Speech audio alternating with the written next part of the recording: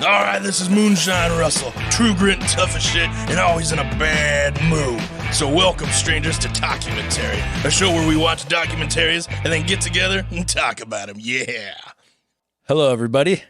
Hello, Jeff. How do you do? My name's Jeff. I'm the host of Talkumentary. This is a little bit different of an intro today because I have a little bit of a confession to make. It would have been real easy for me to come in here and introduce this episode with, which we kind of did it anyway, but I'm going to address a little bit of something that opened my mind throughout this documentary. We could have come in here, done a lot of hooting and hollering and pig squeals and brainless laughing and doing my best, Cletus the slack-jawed yokel impressions. And, although I do still kind of want to do those because I think they're fucking awesome. When I chose this documentary to watch, being that this is kind of our 4th of July celebration episode, that was kind of the idea. I thought, wouldn't it be funny to celebrate, watching a documentary about a bunch of kind of witless hillbillies and yeet our way through, an episode, But I didn't set out with the purposeful intention of kind of, I guess, marginalizing or being inconsiderate to an entire region of people. But that's what I was considering doing when I decided to do this documentary. It wasn't until I actually watched the documentary Hillbilly, which is what we're covering today, that I kind of, halfway through it, I'm going, uh-oh, I may have made a mistake here. And I realized I was maybe exploiting a stereotype just the same way that was kind of portrayed as being harmful in the documentary that we watched. But I guess that's one of the beautiful things about documentaries is that they can show you things, they can make you see things in a way that maybe you didn't before. I do end each of our episodes, keep your minds open and be kind to each other. Well, I tried my best to maintain that. So with an open mind, I'd rather than scrap the whole episode and say, we're not doing this one. I figured it was better to just speak my mind about and be honest about that, admit some naivety and sort of reframe my plan for this episode. So instead of going all boomhauer on everybody and real tongue in cheek, not that we can't do that, just know that it comes from a place of respect, and being that I do feel like this is the perfect documentary to do for the 4th of July, because it is a beautiful representation of kind of a highly misunderstood culture, and maybe serve as a catalyst for a celebration of Appalachian people and their role in American culture. So with that being said, welcome to another episode of Talkumentary. I am Jeff. I am your host. Today in the den, I am joined by two of our illustrious crew members, Bruce, and the juice is loose. Brice, what's up, buddy? Not much. Maddie, Batty, Boom Baladdy. Hey. What's going on? Hello, sir. Hello, Matt. Do you guys smell that? What's that smell? What is that smell? Holy shit, I know that smell. Guys, it is such a good night. It is a good night for a bad mood. That, my friends, is the spicy and earthy aroma of moonshine. Ladies and gentlemen, I present to you one half of the PWP Pro Wrestling Phoenix Tag Team Champions, Mr. Moonshine Russell. What's up, Darren? That was beautiful. Thank you. You've humbled my soul. If you ever need a manager or a ring announcer, you let me know. All right, put your name on the list. You got a long list waiting for you. Everybody wants a shot, I think. Everyone thinks they can do that shit until they get there, Right, right? that's a little bit different. Especially you got someone coming at you in your face. Yeah. Which happens sometimes, too. Yeah, for sure. So, Moonshine, he's if it's not obvious, he's a professional wrestler. Where do you wrestle? I wrestle mainly kind of in Omaha. We do a monthly show at the Waiting Room Lounge, usually during the week. Sometimes they'll give us a weekend. Otherwise, I can be found. I do shows down in South Sioux City, Nebraska. We do shows at El Ranchito Ballroom for Next Level Wrestling. Sometimes you can find me in Lincoln for MWA. There's also Magnum Pro in the Omaha area. Sometimes they'll pull me out. Just kind of depends. Yeah.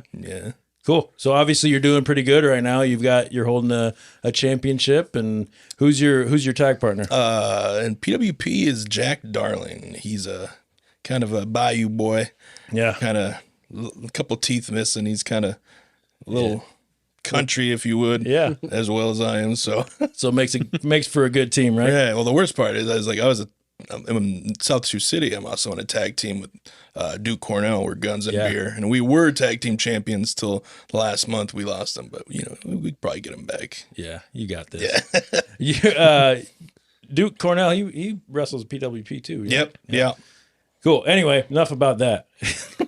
Well, maybe not. Tell us a little bit. So you're here. We're covering Hillbilly. You kind of adopted that persona when you and I talked. The Moonshine persona. You told me the best wrestling persona, and I'm sorry if I'm ruining kayfabe here for anyone that may be listening, but the best wrestling persona is one that is an amplification of your own personality. Right. So why if people can't see here, when I met Darren, he was calling himself Darren Thunder Russell, which was you were one of my nephew's favorites. So right. You and Matty Starr were pretty much head to head on that one.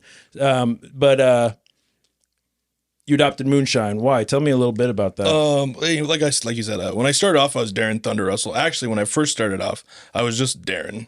Just straight Darren. I was the camera guy. Hi guys, I'm Darren. Yeah. I got in an altercation with one of the wrestlers, and I was just Darren the camera guy. And then slowly, as I kind of evolved, I was going for the good guy look, the baby face, if you would. Mm-hmm. And Darren Thunder Russell was just baby face me. I said, but I felt like I had to act like a baby face. You got to do all the right things, and you really can't show a lot of charisma or who you are through Darren Thunder Russell. Right. And I kind of went on a hiatus there for a little bit, and they wanted to bring me back, and that was when Duke just came back to PWP, and he had a faction called Guns and Beer, and he needed a partner, and they said, well, why don't we just throw Darren with him? Yeah. He's like, he's a country guy anyway, you know? And they're like, we'll just have to country him up a little bit. And I think it was Duke that came up with the Moonshine persona. It's fucking awesome, dude. And I was like, that works pretty good. And then when I started off, I was Darren Moonshine Russell. Eventually just dropped the Darren. I was like, too long. Yeah. Moonshine Russell's perfect. Yeah. Yeah. Well, Moonshine it is then for the rest of this podcast, if that's all right with you, sir. We'll take it. That's fine. Right. Yeah. How long you been doing this? How long you been wrestling? Let's see here. I graduated in 2005, and I think the summer of 2005, I went to Clarinda, Iowa to a training session and tried it out there. And I didn't think it was for me at first. And somehow, some way or another, I got an email from Chris Havius, owner and runner of PWP. And he messaged me and he said, well, we're doing a show in Council Bluffs. It'd be closer. I believe Hype Gotti and Jaden Drago were going to be the teachers of the seminar. And Jaden Drago was taught by Shawn Michaels. He went through a whole stint down there. And I was like, well, that would be pretty cool too. I was like, we'll give this a shot. And so I drove down one day and set up the ring and everything. And I went through the camp, and I said, we were throwing clotheslines, we were doing suplexes, we were hitting the ropes, we were actually in the ring. And I was like, okay, this is more my speed. This is fucking awesome. And then I think I trained for maybe a year and a half, 2 years before I got my first match in 2008. And ever since then, it's kind of just been doing it. Once you do it, they always say it's like, once you do it, it's hard to get away from it. Like you always want to have that in your life, something to do with wrestling. Yeah. And you probably have, the promoters, whether it's Havius or whoever's doing it for the other companies, knocking at your door going, I need someone to fill a match. It's hard to tell your buddy no to. Right. Yeah. That doesn't help. Yeah. He pulled me back a couple times. Yeah. So. And you and Matt know each other before tonight. We do. Matt, how do you know Mr. Moonshine? We used to go to school together for a whole year. I sat behind him in class. I'm sorry to hear that. It's all right. I drew smiley faces on him, and he didn't know, so that was kind of my entertainment throughout school. And my mom's still mad about it. I believe that. I'm sorry, Mrs. Kunzel. Mrs. Moonshine, actually. Oh, Mrs. Moonshine. Mrs. Moonshine Russell. That's funny. All right, so the four of us, and then DJ over there behind the camera, we descended from the hills, whether that's Council Bluffs or one of the hills in small town Nebraska or something like that, or maybe over in Appalachia. We descended from the hills. Some of us have brought our favorite distilled beverages. We're going to be flapping our jaws to talk about an to me, an eye-opening 87-minute documentary released in 2018 called Hillbilly. Hillbillies are really nice, but some people think that we're horrible people. The term hillbilly has plagued the Appalachian region, and more recently, Appalachia was singled out as the reason for Trump's rise. People have a certain perception of us. A woman once asked me if I knew who Johnny Carson was. She didn't think we had TVs. No other region in America is more misunderstood than Appalachia. This commitment to characterize a region as poor means that coal companies can come in and exploit the entire region. It's only a region of trash, so why not trash it? People have been victimized because there's no public outcry. They don't care about people like us. I mean, stereotypes do vicious cultural work. Hillary said that we were all deplorables. A lot of young people want to escape as soon as possible. It's tiring to have to hide who you are as a person. It's Thursday, and I'm glad that I can be black and forget that I'm a hillbilly. Everybody has an Appalachia, somebody that they can feel superior to. The hills stand for so much. Those attempting to portray the region must understand the complexities of poverty and pride and culture. Oppressed and exploited people can turn against people with whom we should stand in solidarity. I probably would identify as a hillbilly. I'm a hillbilly and I'm very proud. Hillbilly is a documentary that examines the iconic hillbilly image in media and culture and explores more than 100 years of media representation of mountain and rural people and offers an urgent exploration of how we see and think about rural America, specifically in the Appalachian region. This documentary won some awards, Best Documentary Feature and Best Score in a Documentary Feature at the Scruffy City Film and Music Festival, which sounds like maybe a hillbilly festival. Scruffy City, I don't know what that is, but I like it. They won a special mention for documentary filmmaking at the Traverse City Film Festival. Won documentary award for Best Documentary Feature at the Los Angeles Film Festival. And it has a 90% tomato meter on Rotten Tomatoes. But this is one of, I think, the first two documentaries that we've done that is not certified fresh on Rotten Tomatoes due to its 55% audience score. So a little bit hit and miss on this one. And I think maybe we got, maybe we'll see some of that when we do our ratings later on in the show. Let's see. Co-directed by Ashley York and Sally Rubin. Produced by Doug Blush, Silas House, David Sutherland, Jonathan Matthews, Brian Donnell, Sam Cole, Kayla Veloso, and Tom Hansel. This film was The Orchard, Sally Rubin Films, and Stay Wild production. We streamed it on Tubi, and we'll have a link with all that shit in the show notes. Let's get into it. A quick warning before we get into it. If you want to see the documentary before we talk about it, now is your one and only spoiler alert. But you don't need to. You can just listen to us and we'll tell you all about it. Isn't that right, gentlemen? Yep. All about it. Everything you need to know. Yep. And more. Probably more than you ever wanted to know about this doc. At the top of the show, I spoke a little bit about why I chose this documentary, so I don't think we need to go into that. Had any of you guys seen this before I put it on your plate? Just in real life. Just in real life, yeah. Just in real life. I didn't know they were filming it. Same story. Kind of where I met Darren. That's Hillbilly Land too. Just Nebraska Hillbilly Land. Yeah. Yeah. So you guys did grow up in rural America, small town America. What was the size, Darren? What was the size of the Moonshine? I'm sorry. It's all good. What was the size of the town? That Town's about 300 people, maybe less than 300 people now. But I think last was 300 last I knew. Yeah. It's been that way for a decade or more. Even in our high school, I graduated in a class of 10 kids. Yeah. 5 boys, 5 girls. 3 of them were first cousins. Yeah. That tells you anything. Right. Yeah. So, So, how about you, Brice? Had you heard of this one before? Had I heard of Hillbilly? The documentary. The documentary. Yeah. No, I had not. Had you have you ever met a hillbilly? Yeah. Today? Well, not today. Oh, okay. Maybe today. Yeah. Maybe every day. You're so cultured.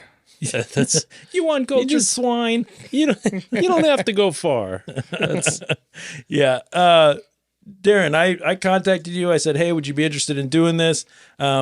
I told you what we were watching. Did you have predictions about the show? What before you watched it? Like, what were you thinking? Like, what the fuck, Jeff? Like, I was kind of hoping it was gonna be more along the lines, like you said, like just kind of seeing hillbillies doing hillbilly things, you know. Mm-hmm. And then like when I kind of watched the trailer for it, I was like, oh, I'm like, there's some political, and a little bit of this, a little bit of that, kind of a mix of everything. Not so much making fun of hillbillies. Not that there's anything wrong with that. I was surprised in that too. Right. So was I. Yeah, my prediction was along the same lines. You know, it was going to be an episode of, you know, Beverly Hillbillies, or maybe not that show, but, you know, what was the one, Buck Wild or something, where it's just people going crazy and nuts and going Buck Wild. Yeah, going Buck Wild. And I should have known better. I mean, you're going to have a documentary about that. That's more of a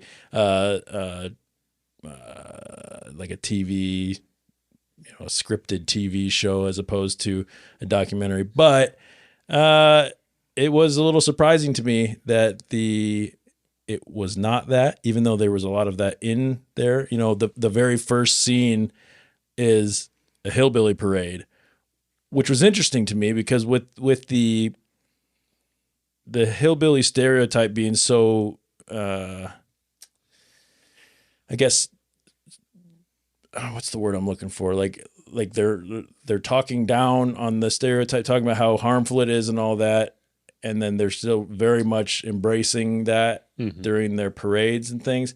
And I get that. I think that's probably pretty common with a lot of things. But throughout the film, they do talk about, you know, the people of Appalachia start to believe these stereotypes as well, which that's kind of case in point right there that, you know. So anyway, I was surprised a little, sort of the stereotyping of a misunderstood people in a region. So anyway, anything else you guys want to add there?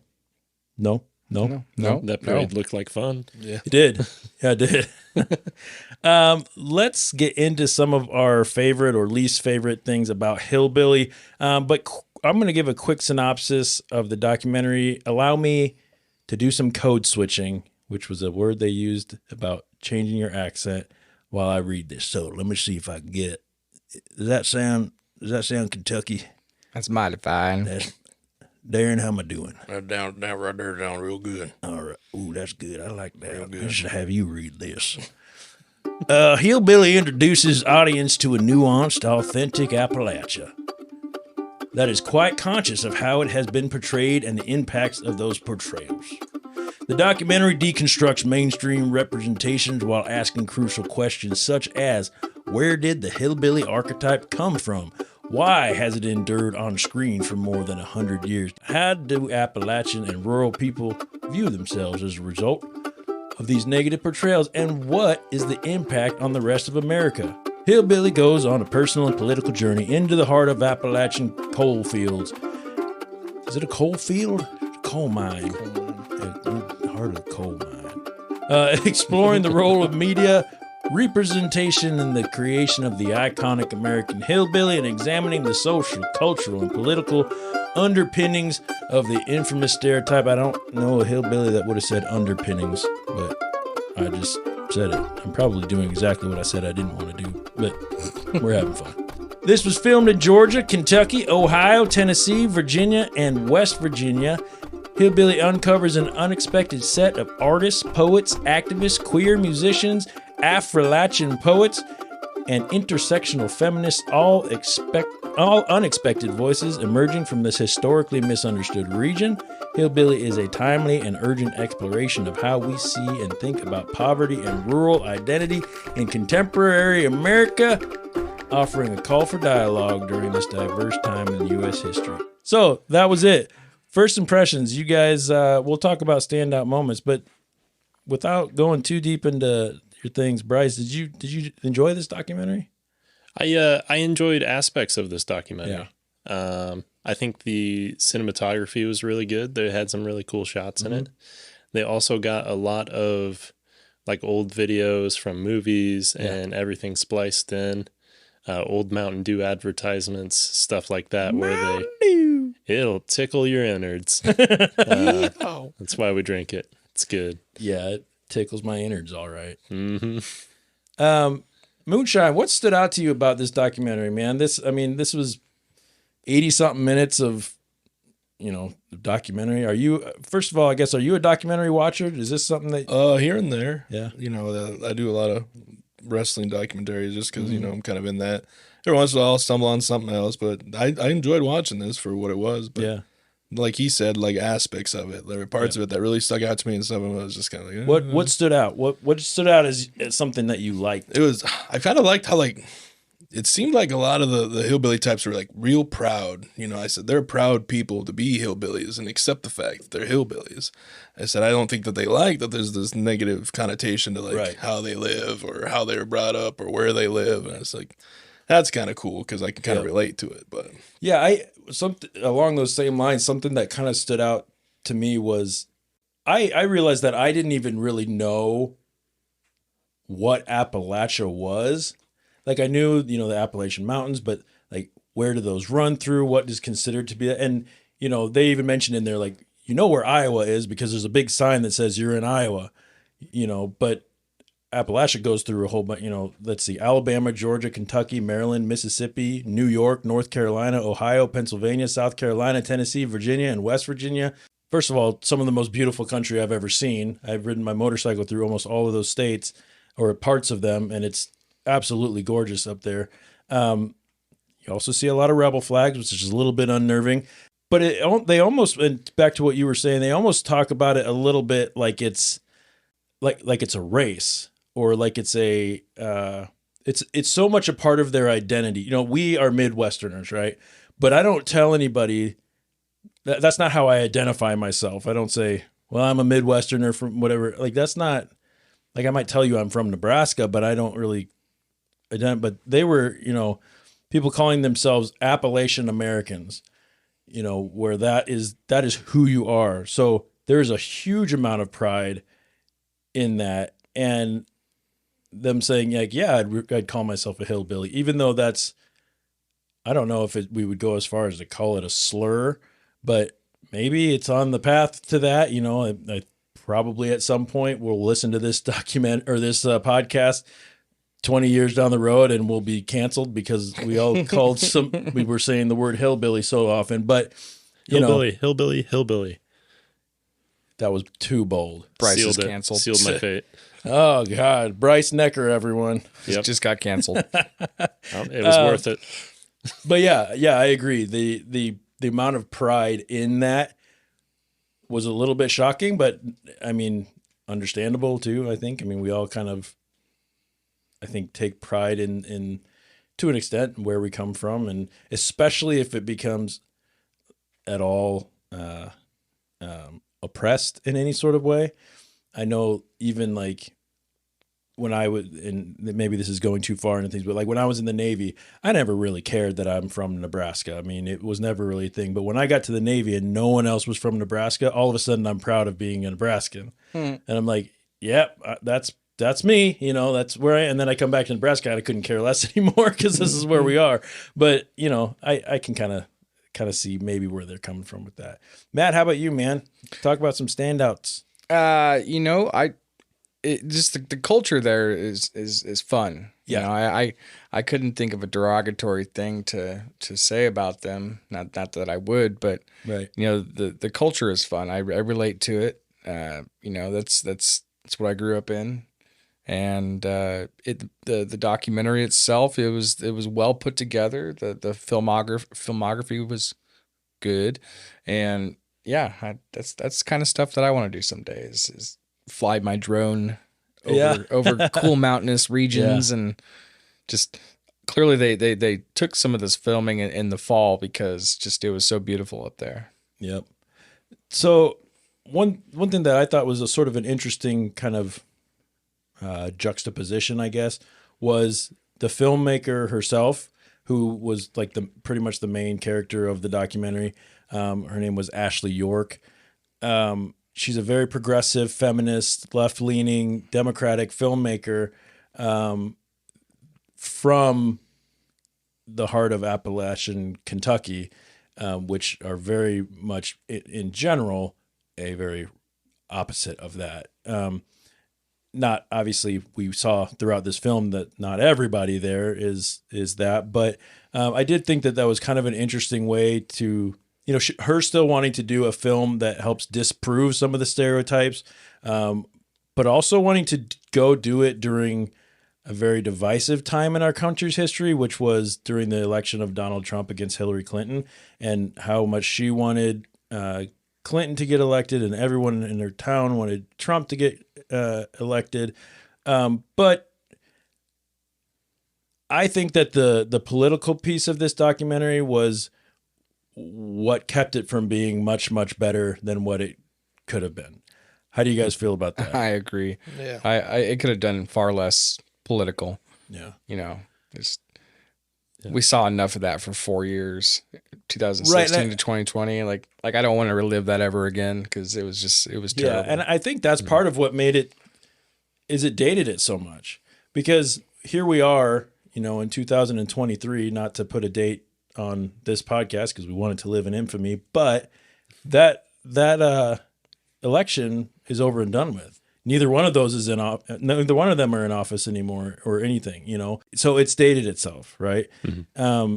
And I understand the desire to touch on that because of its divisiveness in that part of the country, but they spent too much time on it, and I think it pulled me out of it quite a bit. How did you feel about that? It seemed like they're trying to make it almost like a key point, but not really like a key point. Yeah. Like they were trying to mesh it in when they could, but even then I was just kind of just taking me out of it. It was every families, towns, there's going to be some that go one way and there's going to be some that go the other way. It's do you need to show that? Exactly. And just because the majority were Trump supporters from the town, I don't think that was a shock to anyone, but I also don't think that it was really necessary to go and find the people that weren't. I just felt like it was a somewhat unnecessary thing to spend so much time on, especially if it was just a lot shorter, if that piece was just a snippet to the whole. I liked the idea of disproving stereotypes, but that could have been the documentary in and of itself, in my opinion. But so the filmmaker, she grew up in a part of Kentucky known as Meat House Holler, which I think is a really cool name. I honestly, and when this was without even thinking about you being there, Moonshine, I thought Meat House Holler sounded like a cool wrestling move or something like that. Yeah, that or even hailing from Meat House Holler sounds pretty good. Yeah, all the way from Meat House Holler. Come out with a ham hanging over your back or something. I don't know. And it's the same one every week, so it starts to stink real bad. Ham jerky. Yeah, jerky. Yeah. Let's see, Brice. What else, man? What? Yeah, man. Talk. Give us some of the Brice eloquent speech that we've come to know and love. Oh man, have you? Yeah. Back to the whole election thing. Like, she moved out and ended up in L.A., which is quite different than rural Kentucky. Yeah. So going back to visit her family, and they all just have very polarizing views at the time. So. But I think they did spend too much time on the election, kind of like I'm doing right now. Spending too much time in our podcast talking about this, yeah. But one thing I really appreciated about it is I finally got to find out what happened to the kid from Deliverance. Yeah. Turns out he works at Walmart, so that's kind of sad. And he only made $500 on the movie. Yeah. But he does have a gold record of 500,000 copies sold. Yeah. So that's cool. That's pretty cool. Yeah. That was an interesting and kind of heartbreaking part of the show when they talked to, what's his name, Billy Redden. Billy Redden, the boy who played the banjo in the duel with Ronnie Cox during the film Deliverance. And since you brought that up, we'll jump to that part. Have you guys seen Deliverance? Not for a long time. Yeah. So there's two things people generally remember about the movie Deliverance. One is the dueling banjos, and the other is the rape scene, right? And it was interesting to hear from the people that were in it and around it how like damaging that was to their reputation, because a movie that has been touted as like one of the top 10 American movies of all time that completely destroys the reputation of a culture where now, I mean, I even found myself when I was riding through the hills of West Virginia. I had no cell service, no nothing. And I tipped my bike and I broke one of my shift bars because the roads were kind of cragged up. And I remember thinking to myself, oh my God, if I can't get this bike up and started, I'm in West Virginia in the hills. Like, I'm in trouble here. That's a fucking stereotype. That's, I wasn't in any danger besides, well, maybe I was, but nothing unlike anywhere else I was going to be. So, that's a powerful thing. The stereotype is a powerful thing. Moonshine. Yeah. Anything about the documentary besides the political side of it that you were like, I don't really care for this, or anything that stood out in like a negative way? That's a good question. I try to give those from time to time. Right. I said the political part was that seemed like that would take me out every here and then, but otherwise, everything seemed pretty, like they had like the little parades and they talked to I liked how they talked to the kids about, they're asking the kids, are you hillbillies? Like, yeah, I'm a hillbilly, and then they went back to the politics. It's like, they're like, do you think Trump should win? Do you think Hillary should win? And it's like, well, what is that gonna do? Yeah, why the fuck do you keep bringing that up? I was like, he's like he's probably an elementary school student. I'm like, he probably doesn't pay that much attention to it. Right, yeah, it was the youngest kid in the documentary that they asked that to as well. That was, like I said, that was probably the thing that just took me out. Like every couple of seconds I'd get pulled into something else and like, boom, that would come up. And it's like, okay, all right, back at this. And, yep.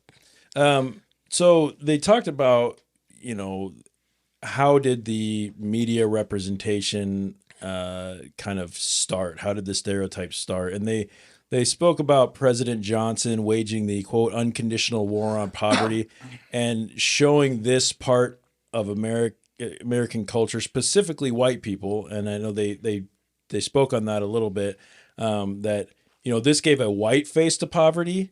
The dirty kid on the side of the road, the rundown houses as they were driving past, the broken down vehicles. It starts to become a part of the identity of that people because it's so ingrained, and everyone kind of, jumped on board when they saw the little white kid on the side of the road. Well, they made sure to mention that, there was plenty of black people too in the same region. They just didn't focus on that as much, and that's probably comes back to the inherent racism and things like that.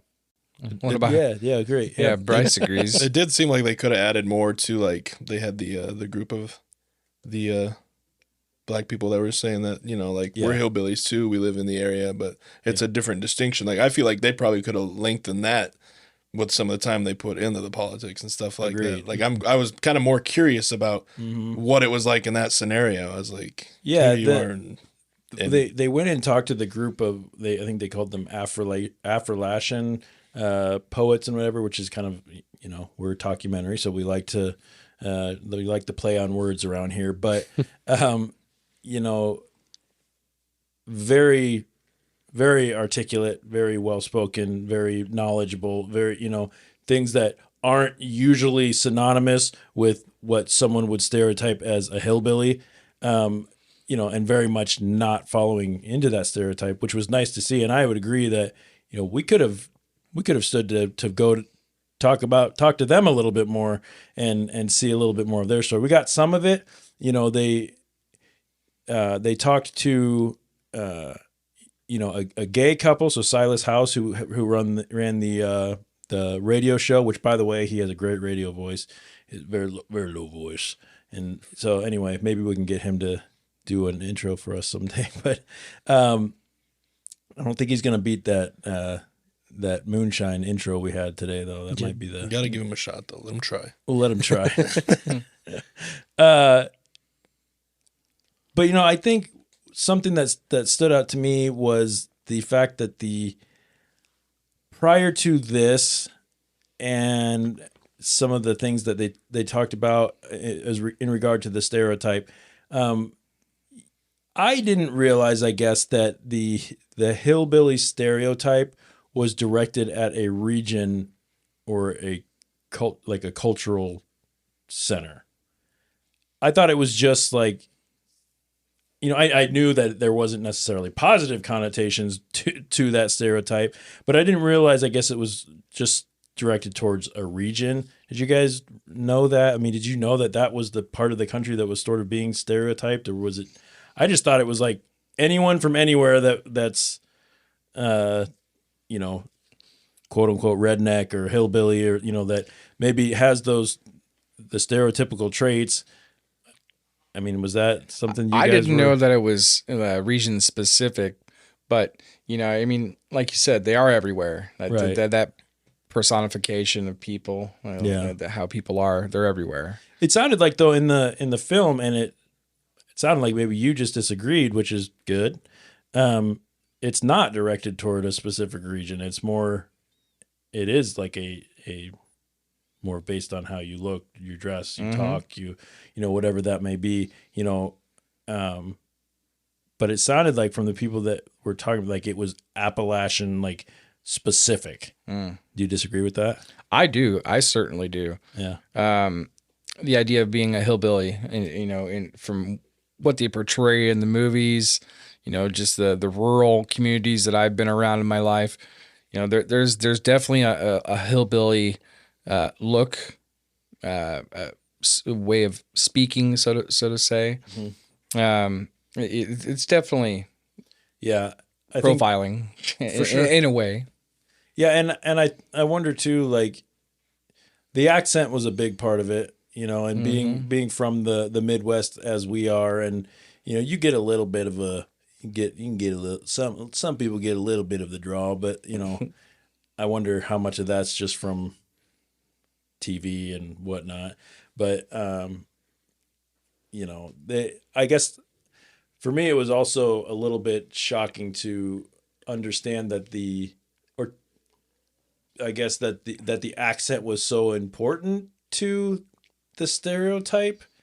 They talked to when Silas House was on his radio show, and he had two people on who were talking about code switching and having to, draw back their accent, based on who they're talking to, because they don't want to be mistook for being ignorant or being stupid or anything like that, which, or her uncle going into the military. And then when they learned where he was from and heard his accent, and then all of a sudden he didn't get the brotherhood that he longed for in the military, which was sad. Did people really look at accents that deeply? I mean, they must. Mm-hmm. I think so. Yeah, I think they do. It was like Jeff Foxworthy. I mean, this like a comedic stance. He always felt wherever you went, if you had an accent, it deducted IQ points. He goes, because nobody wants to have your doctor walk in the room and be like, all right, now what we're going to do is, cut the top of your head open, root around in there with a stick and see if we can't find that dang burn clot. Like, are you going to trust this guy to work on you? Even if he went to school to be a doctor and has all these degrees, it's like. Right.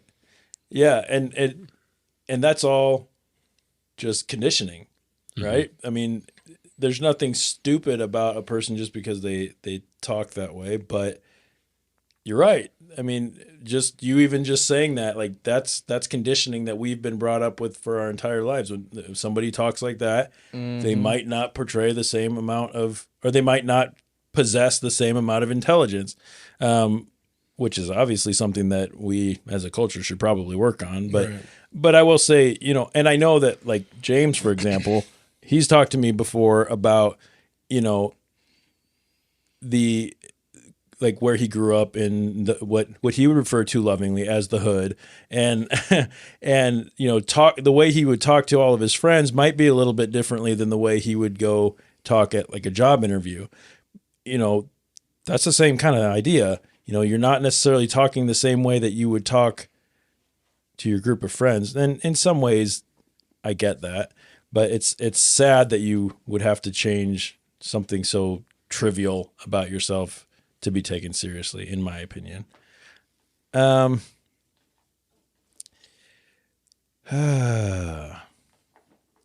got anything else that's standing out here? I feel like I'm coming to the bottom of my barrel here with my standout moments. I didn't see a lot of alcohol consumption in this show, which yeah. I mean, for a show about hillbillies, yeah, I expected a little more of that, especially being from Kentucky. That area is right for moonshine. Right. That's the that's literal the moonshine. Yeah, the moonshine capital of the world is over in that area. So right next to the Bourbon Empire. Right next to the Bourbon Empire. Yeah. What are you drinking there, Moonshine? I'm actually drinking blackberry brandy. Okay, that's right on brand, right? That's more my Czech roots always kind of go to. So. Yeah, nice. I mean, do you guys agree that that definitely wasn't portrayed very heavily in this documentary? Does that play a part in that culture? Is that something that was left out, maybe intentionally? Well, maybe either that or we're just conditioned to think that way, Yeah. That's yeah. Well, because didn't they have like a lot of moonshine runners like back during Prohibition and stuff like that? Weren't? Yeah, I think so. I'm not super. I don't know if Copperhead Road runs through Appalachia, but I don't know.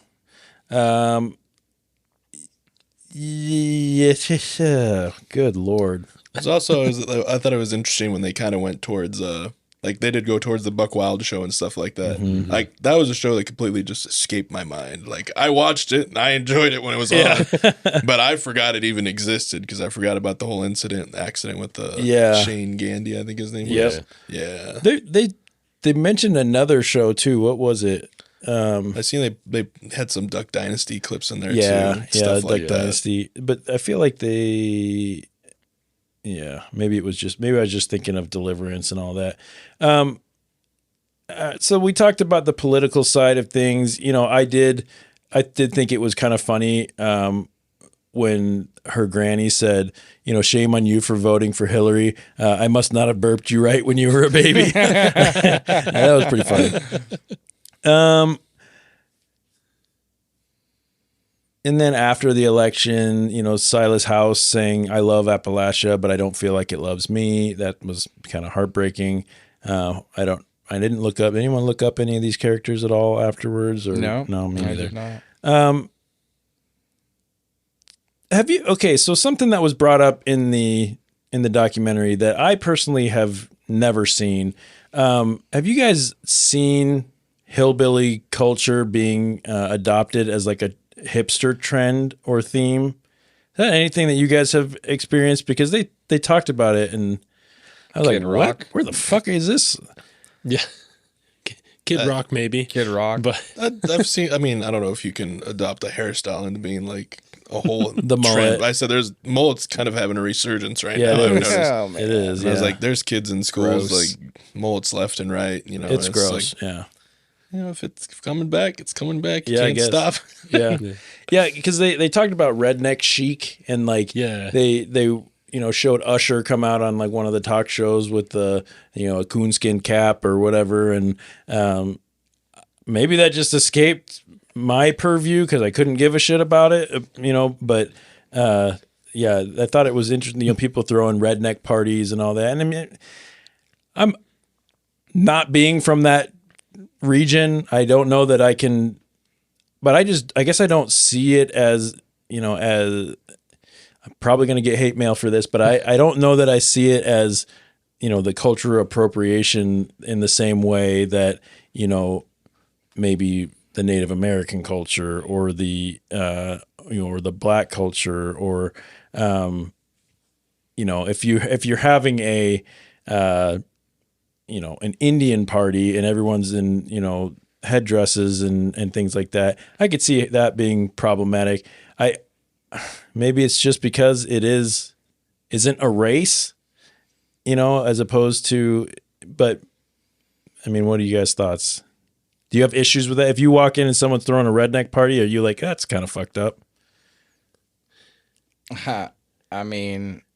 5 years ago, I'd have joined them. Right. Depends how good the party is.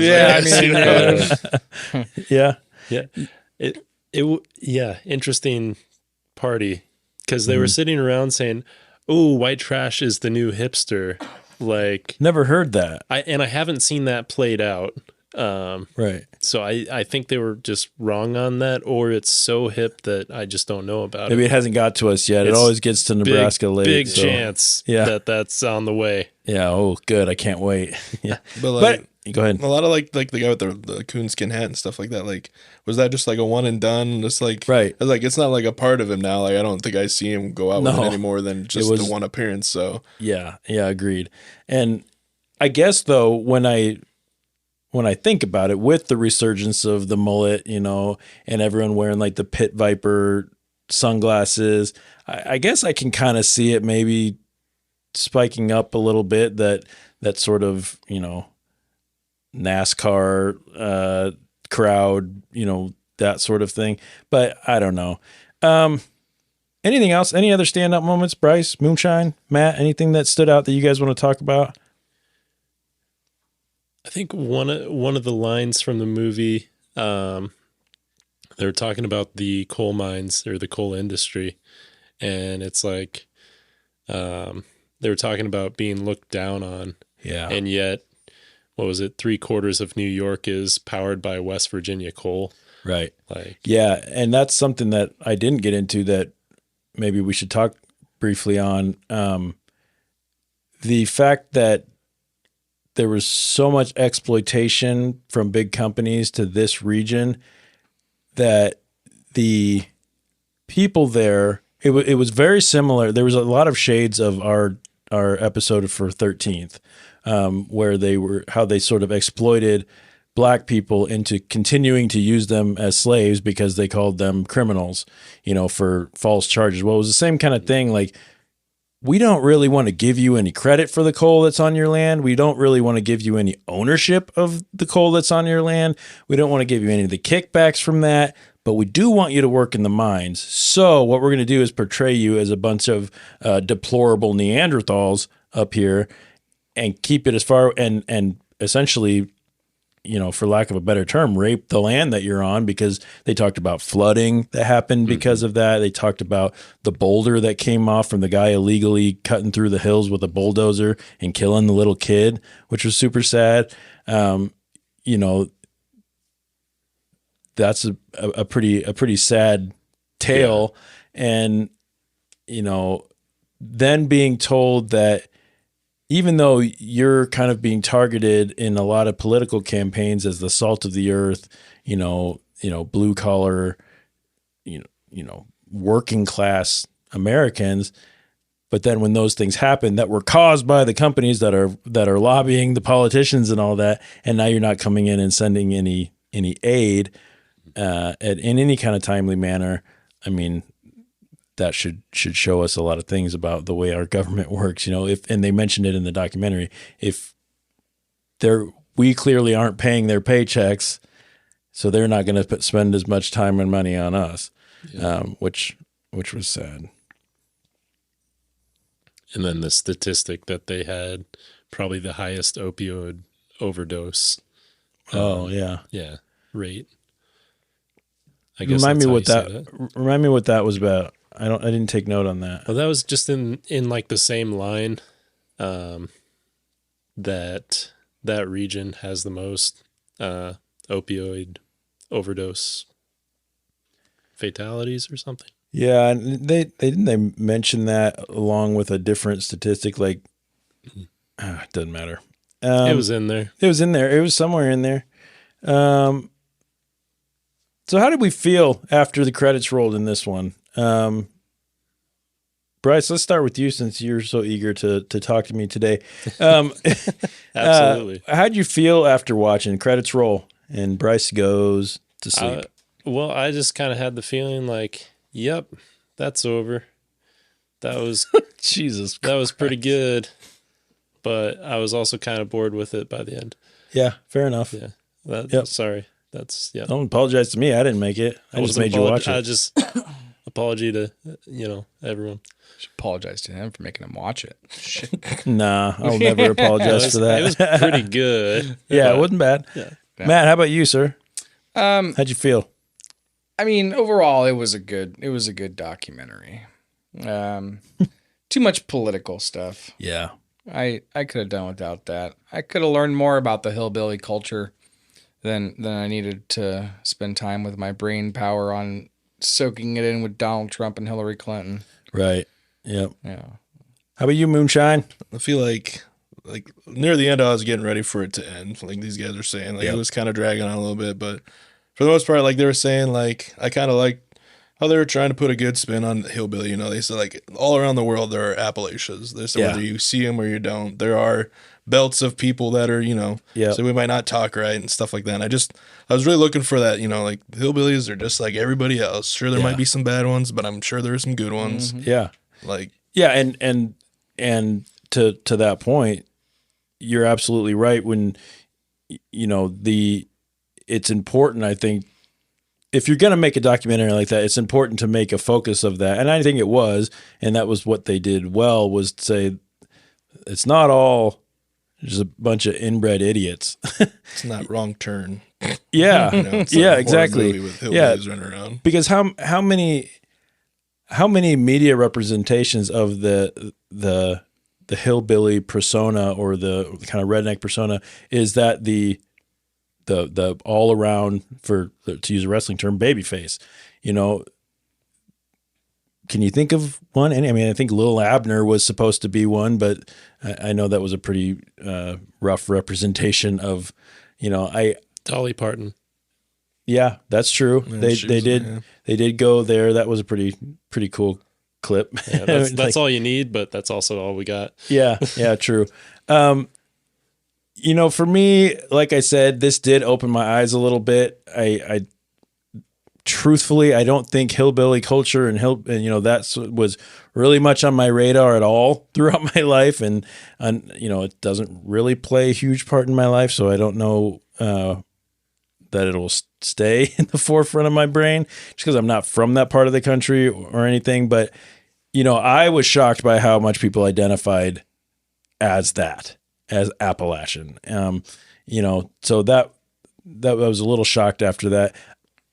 I didn't hate this documentary, but I didn't love it. I think that's this one falls right in the middle for me. However, what I will say is I loved the music in this documentary. I just love that kind of country, southern Gothic style. There was a musician that they interviewed. Her name was Amethyst Kia.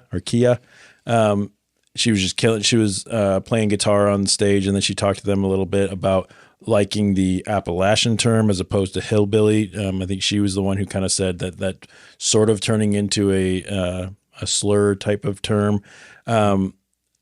I knew her voice sounded familiar. I looked her up, and there's a playlist on Spotify called Southern Gothic that I listen to all the time, and she's on there like 3 times. I'm like, yes, that's fucking awesome. So good. I love that shit. Was there a message here in this documentary? Moonshine, what do you think, man? Was there what were they trying to tell us? I think they were just trying. To me, it seemed like I said, like they were trying to get over, like hillbilly. Well, hopefully, doesn't turn into a slur, but it can be used as a word of just a type of person.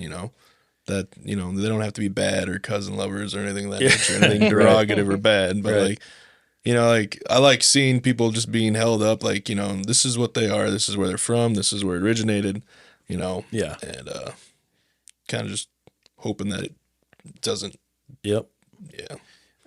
Matt, do you think that this was a objective or a biased documentary?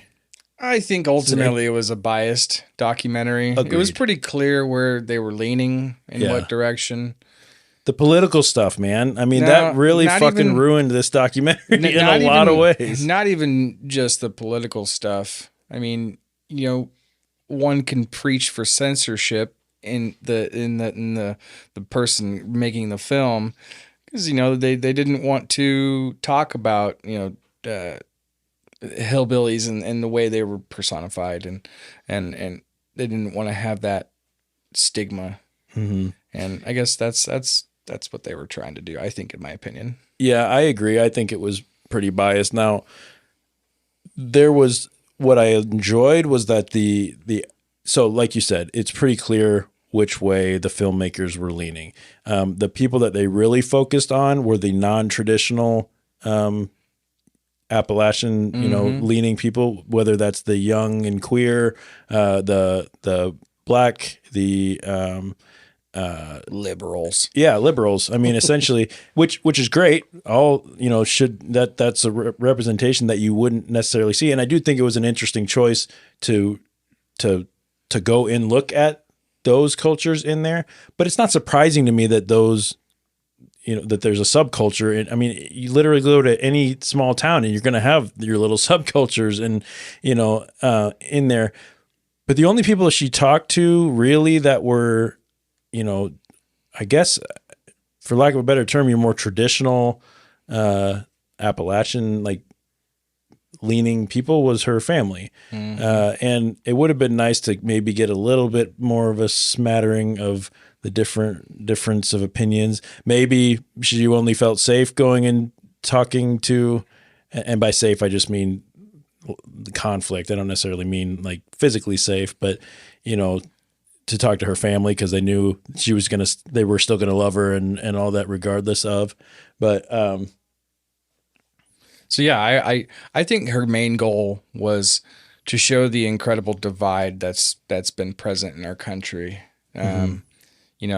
You go from Kentucky as a local and sort of being a liberal, and then you move to a liberal state, which is very, very, very liberal, California. Right. Yeah. And then you come back to make a documentary during an election, one of the most divided elections mm-hmm. in our lifetimes. Right. As far as I can tell, ever. Yeah. I mean, and I think media has a large role to play in that, but yeah. I think her goal was to show the how divided everybody is and show that ultimately we have the same goal. We just go about it differently. Yep. Yeah. Brice, agree with that? Disagree with that? You want to just fucking leave or what? Better agree with that. I do agree with that. Yeah. Do you think there was any questions that we didn't get answered throughout this? Were you like, wait, what the fuck happened to that thing or what? Or did you think it probably over explain things? I think we got a good roundabout amount of knowledge on what being a hillbilly is about and the people who take that on as their identity. Yeah. And I think that was, kind of the point. Yeah. But yeah, I don't know, man. Yeah.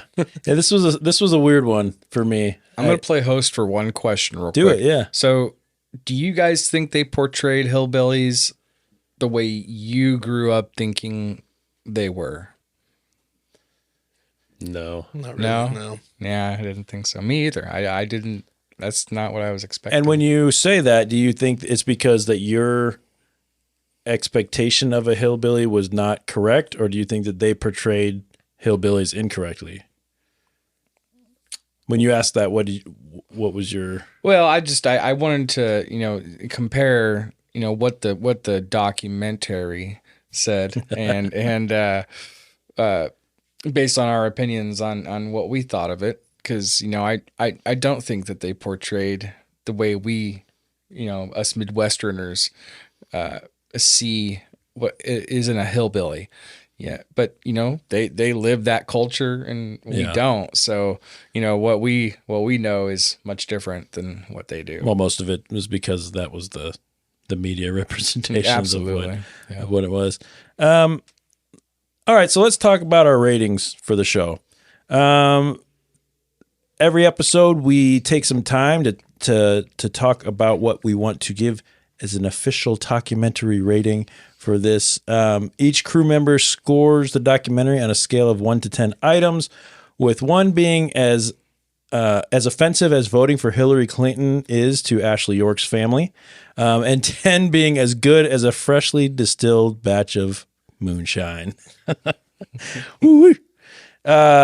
The item that we use for scoring changes each week based on the content of the documentary. And this week, we chose Meat House Haulers. Can you give me a Meat House Holler there, Moonshine? Give me a Meat House Holler. Thank you. Yes. Sounds so much better there.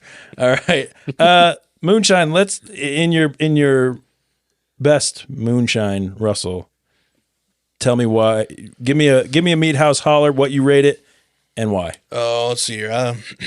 I said I think I've floated about a 5. Like I said, there was a lot in it that I liked. A lot in it that kind of just took me out of it. Didn't really feel connected at points. Like I was like kind of waiting for it to end, like I said at one point. Yeah. But like I liked the message that it was trying to get out, but I just feel like it kind of got stagnant in between those points. Kind of just drawed it out. So yep, fair enough. So 5 Meat House Hollers. Bruce. Yo. I really liked a lot of the camera work that they did. Yeah. And I like how they spliced in a lot of like pop culture movies and everything, and trying to fit that all together with this story about her family and kind of the difference between California and where she grew up. Kentucky. Yeah, Kentucky. Kentucky. Good old Kentucky. So Meat House Hollers, hit me with it. Ooh, it's 5 solid Meat House Hollers. Okay. 5 Meat House Hollers. Matt, talk to me, friend. Yes. So the videography was my favorite part of it, and the music. Music was fucking sweet. I fucking love hillbilly culture music. Yeah, like same. like it's beautiful, and it's fun. Would you do me a kindness, Brice? Yes. Just give me a good old strum there, sir. Yes. All right, Matt. Yes. Matt, how many meat houses? I give it a very, very, very, very, very generous 6. And 6. I say generous. 6 Meat House Hollers from Mr. Matt. I give it a 4. Similar to you guys, I was ready for this one to be done when it started getting to the end. I liked a lot about it. I liked the fact that it challenged me to kind of reevaluate some of the ways I think. In a lot of ways, that's what I look for in a documentary. But I just felt like it got ruined by bringing so much of the election into that. So to me, that kind of pulled me out of it. So 4. After averaging all of our Meat House Hollers, the official documentary rating for Hillbilly is 5 Meat House Hollers. So, Moonshine, thanks for joining us, friend. Thanks, champ. You. Appreciate it. Yeah. Had a good time. Good. I hope you did, man. Maybe do you have is there wrestling documentaries out there? There's a ton of them, right? Oh, yeah. What's your favorite one? Oh, like right now, I think, is it A&W? I think they're doing like just a whole bunch of them. Like they're doing seasons. Oh, and they've done some like on Mick Foley, on Hogan, on Hart, sometimes feuds between the guys. It's hard to just pick one because, I've always have favorites and whatnot and lean one way. But what wrestling programs are you watching right now? I watch everything. I got to stay on top of the business. I watch a little WWE, AEW, ROH, Impact, whatever I can get my hands on. Impact still as hard to watch as it was for... Sometimes yes. Okay. Sometimes no. All right. It's got its moments. Yeah, for sure. All right. So again, thanks for being here, man. No problem. I want to wish everybody who's listening. I think this comes out a couple days after our nation's Independence Day. So hope you went out, had fun. Hope you have all your fingers and toes. Unless you didn't want them anymore, then hopefully they went in a blaze of glory. You got plans for the 4th of July? It's fucking April right now. Probably gonna blow a firework or 2, drink a drink or 3. My dad's birthday is the day after 4th of July, so we usually hit 4th of July pretty hard. So the 5th is kind of a dud for him. Yeah, fair enough. Let's talk about next week's episode. Next week, we're going to be taking a look into a very moving, very powerful, and courageous documentary called Gleason. Gleason, this doc follows a former NFL player as he and his family struggle with his decline into the disease ALS. And he begins to make video diaries to give to his unborn son. So grab your tissues for that one, Moonshine, if you're going to join us. I don't get too drunk and start blubbering because I think it's a sad one. Have any of you seen Gleason? Nope. Yep. Brice, this was actually your dealer on this one, so I could tell this is going to be a tearjerker for me. Yeah. Any predictions, guys? Anything you want to say before we get into that one? I cried the first time I saw it. I'll cry every time I see it. Yep. Just play a banjo while you watch it, and you'll never cry. That might bring them out even more. You know, a banjo does set the mood a little different. So, everyone go out, check out the documentary Gleason before next week's episode. It can be streamed on Amazon Prime Video and I think on a couple other things, but that was the one I'm going to watch it on. We're going to grab our tissues and attempt to bring a little bit of light into a dark, dark world, one documentary at a time. Go out and rate and review our podcast on your favorite podcast streaming service. Let us know what you think of our show. You can connect with us at Talkumentary Podcast on Instagram, Facebook, YouTube, or you can email us info.talkumentary@gmail.com. Moonshine, I hope you're not in a terrible mood after all this, man. I'm floating pretty medium. Pretty medium. It's a good night yet. Yeah, there's still time. Time for a bad mood. I got a folding table over there right Matt, now. you want to go through it? Yes. I wish I could watch you put one of these two through that. So, on behalf of Moonshine Russell, give me something. The Bohemian Dream, baby. I'll tell you what. Come meet me in the ring. Try to take my title, and I'll put you down. Yeah, very good, very good. You got any? So let's see. This comes out in July, beginning of July. Anything planned that far in advance? I have no idea. No idea. All right. Hopefully, I'm every champion you can find. Yeah, you're gonna be Mooney at least 3 belts, right? Right. Mooney 2 belts to 3 belts. If I get 5, I may just retire at that point. I don't think it's gonna get any better. Do it. That's a lot of belts. Retire. One for each pair of my pants. Where can they find you if they want to check any of your wrestling promotions or anything like that? Here. Facebook, I got a fan page, Moonshine Russell. Pretty easy to find. Just type that in there. A couple of the companies I work for, PWP Live, you can find them on Facebook. Next Level Wrestling, NLW. They all got link trees. They'll take you to their Twitter, to their Instagram, to their TikToks, anything that's popular, I guess. Otherwise, I think my Twitter handle is The Bohemian Dream. That's DA, Bohemian Dream. Otherwise, I'll put all that stuff on. Send me that stuff. I'll put it in our show notes for this, and that'll make it easy on everybody. Right. And there's a lot of words and letters in there. I know. It's surprising coming from. No, I'm kidding. Let's not go there. All right. On behalf of Moonshine Russell, thank you again, sir. Brice, Matt, DJ, the whole damn documentary crew. I'm your host, Jeff Kolaski. Thank you all for listening. I hope you keep your minds open. Be kind to each other and be a good human. Be a good human. That's Matt's. What's your tagline? Give me something, Brice. Make it up right now. Come and take it. I like it. Moonshine, putting it on a shirt. Send them off with something good. God damn, boy. We'll catch y'all down the road. Thanks, man.